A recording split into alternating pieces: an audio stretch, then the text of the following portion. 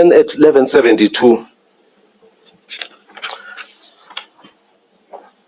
she says, but surely this is far from half of it all. Sorry, that's me talking. This is far from half of it all. Actually, Just it's 70%. repeat again where we are. 11:72. Sorry, Council. 11:72, Chairperson and honorable members. Then I say The time? the time is 21:26.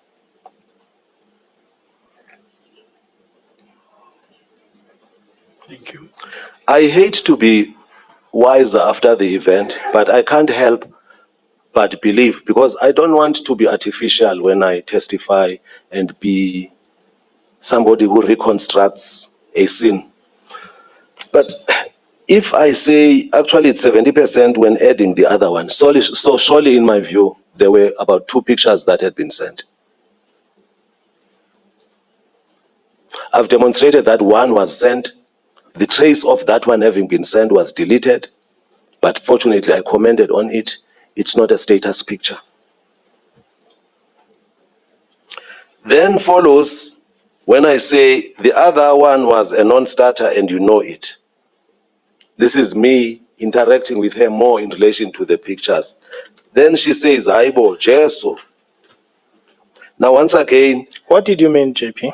When I said what? The other one was a non-starter.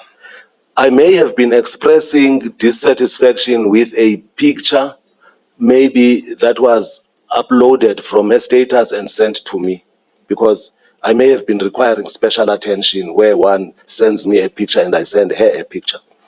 Okay. Remember, Chairperson, through you, Council, I will try my best not to reconstruct. I will try myself to be as sincere as possible, because this happened a long time ago, and as I said earlier on, but for this which was uplifted by Mr. Mola, I would have been at a loss, as I did when I tried responding to the complaint itself. So that's a mere exclamation, and then I sent her some picture. The two of us converge insofar as we say there's nothing peculiar about it, and then she laughs at it. Maybe it was somebody who was doing a dance, I don't know. Where are you now? I'm at page 1173, at 2133. Then that is laughed at 2141 by her. Then I say, Bendilinde wena ngengoma. Bendilinde wena ngengoma. Now, stemming from a Xhosa idiom, umfundisi ulindwa ngengoma, but I would like to defer to the translator. Bendilinde wena ngengoma. The translation to that, Chair, would be, I was waiting on you through a song. Sorry. And when we speak of umfundisi ulindwa ngengoma, when everybody else is waiting for the pastor in a church, we sing while we're waiting for the pastor. So, JP, what was your understanding of what you were saying? In other words, when I sent her this picture, I was saying, don't ever think that I've forgotten your pledge that you will exchange pictures with me. So I'm just saying, well, in the interim, there's something that we can play with. And then I transmitted that picture. Now, in the interim, there's something that we can chat about or laugh about. Then, indeed, at 2141, she laughs. And then I say at 2142, at 2143, there's that laughing emoji with tongue sticking out.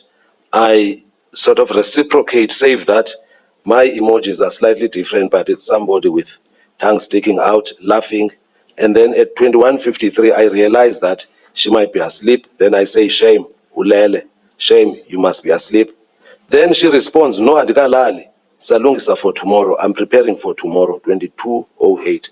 So if you drop something that says shame, ulele, surely, if they are asleep, they are asleep. If they are not asleep, they may do something about it. They may not, depending on what it is about. There is a point at which here the expert said you are persisting. Your conduct here, your request, you are persistent, and that the expert frowns upon as you disregarding the possibility that the person is not coming out clear? Well, that must be looked at against the word "and it." Remember, I said, even if she had not said "and it," persistency within the context of our culture, there's nothing bad with that. I'm just talking persistence in general terms. Until somebody that is persisted with or whose interaction is persisted with, then in that scenario, I would simply say you can read the room when they don't respond for some time, or simply disappear and say nothing beyond a day or 2 or 3. So persistence in and by itself is the understanding of the expert speaking from her perspective. And speaking from my perspective, I see laughing emojis. I see these emojis that demonstrate to me that everybody was happy about what was happening. Thank you. I have not come across a rebuff. We're at 1174. Yes. Then I say, remember to delete, please. Obviously, whatever you talk about, it's best to delete and start a new day because you don't know who is going to access your phone and so on. But then she says... Why did you say this, JP? Let's tease that a bit. Why did you say this? Why delete? Why did you ask for her to delete? Well, basically, it's because I did not move from the premise that somebody else might not access her phone or might not access my phone and be privy to this type of interaction. I've already addressed myself to a chat between 2 consenting adults, which is meant to be a chat between the 2 of them. The public ends up being privy to it. It's quite an embarrassing thing. And it may not have to do with flirtation only. I'm talking to people under this roof and say, you know, whatever you talk about with somebody else, you may not like party number 3 to know about it. It need not be flirtation. So her response at 22:24, I'm still at 11:74, is I have long time. Then I asked, long time for what? And then I reiterate, when this bout of conversation is over, please delete. And then I delete all text current phone. I delete all text current phone I'm using. That is still at page 1174. But it comes out clearly at 1175, at 22:25. I delete all text current phone I'm using, doesn't have space, I don't have memory card. There's no need to worry. This is a complainant talking to me. What did you understand that to mean? I understood that there was no unhappiness whatsoever in our interaction. And in fact, she says, I don't have to worry. It gave me this assurance that this is going to be something between the 2 of us, talking about it from time to time. And I never saw this day coming. She says, need not to worry. At 22:25, then at 22:26, I say, okay, cool. Then I engage in this arithmetical exercise, 50 minus 20 equal to what?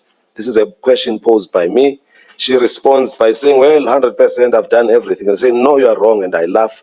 And then I say, I give up on your arithmetical shortcomings. That's at 1176. At 22:30, she says, bear with me. When somebody says, bear with me, it simply means nyamezela. Bear patiently. Be patient. That's how I understood it, within the context that we're talking about exchange of pictures here.